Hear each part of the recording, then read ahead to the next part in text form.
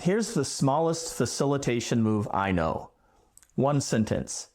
It prevents the meeting that runs twice as long as it should, decides nothing, and derails into a 40-minute expert debate on a topic that's only relevant to 2 people in the room. I'm going to give you that sentence and 3 places to use it. Stick around. Across my career, one pattern keeps showing up. People skills shape long-term success. I've seen it in high-stakes technical work, leadership, business, and family life. This channel is about solving the people puzzle. Most meetings don't fail because of bad facilitation technique. They fail before anyone walks in the room, because nobody defined what the meeting was supposed to produce. The fix is one sentence. Before you send a meeting invite, write one sentence. By the end of this meeting, we will have, and then whatever your specific outcome is. By the end of this meeting, we will have decided our top 3 priorities for Q3. By the end of this meeting, we will have a short list of candidates to advance. By the end of this meeting, we will have agreed on a launch date and an owner. If you can't finish that sentence in under a minute, you might not have a meeting, you might have an email. That's useful information before you've put 90 minutes on 12 people's calendars. Purpose and agenda are different things, and it matters. The agenda tells what you'll do. The purpose tells you what you'll leave with. Discuss Q3 roadmap is an agenda item. It's an activity. It does not tell you what success looks like.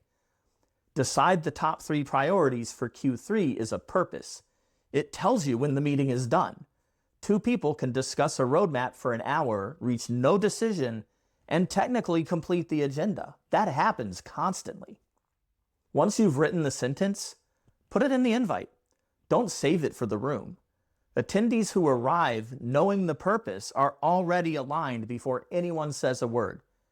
It also tells you who needs to be there. If the purpose is decide the Q3 priorities, the people who belong in that room are the people who have standing on that decision, not everyone who has ever touched the roadmap. If you work with technical people, engineers, scientists, developers, you've been in this meeting. 3 people get into a deep technical discussion that's genuinely important, completely relevant to the 3 of them. The other 6 people in the room are checking their phones. Technical professionals default to depth. That's not a flaw, that's what they were hired for. But without a stated purpose, they naturally steer toward what they know best. And what they know best isn't necessarily what the meeting needs. When it's left to the attendees to take the meeting where they want, they go toward the parts that are interesting to them. That's human. It's also how you lose an hour.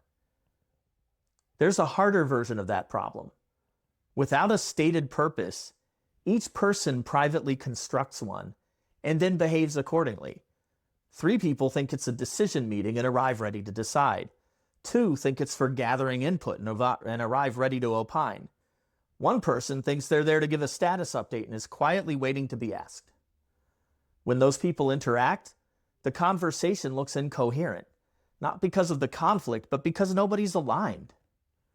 A stated purpose gives your deep experts a target. Their expertise now serves the outcome you named. When someone starts pulling the conversation toward their domain, everyone can see, including them, where that fits relative to what the meeting is actually for. The expert rabbit hole is a purpose problem, not a people problem. Stating the purpose at the start doesn't prevent tangents. It gives you the tool to handle them. When the rabbit hole opens, and it will, you can say, that's important, and I don't want to lose it. Let me capture it for follow-up so we can stay with our main purpose. That's not shutting anyone down. You're respecting the contribution and putting it into the context of the meeting. It's harder to make that move without a stated purpose, without coming across as an authoritarian. If you never said what the meeting was for, on what grounds do you redirect? Let's get back on track is vague. Let's get back to deciding the Q3 priorities has teeth. The stated purpose is what gives you the permission to politely, professionally exclude things that don't serve it. Facilitation is partly the art of excluding things. You can't do that without something to calibrate against. When you do this consistently, Your team starts to orient around the stated purpose without being reminded. Some of them start doing it in meetings they lead. That's not a culture change you can mandate. It's influence spreading through the quality of the work. The teams led by people who handle meetings this way perform better, and their stakeholders notice. One sentence. Write it before you schedule the meeting. State it at the top. Use it when the meeting drifts.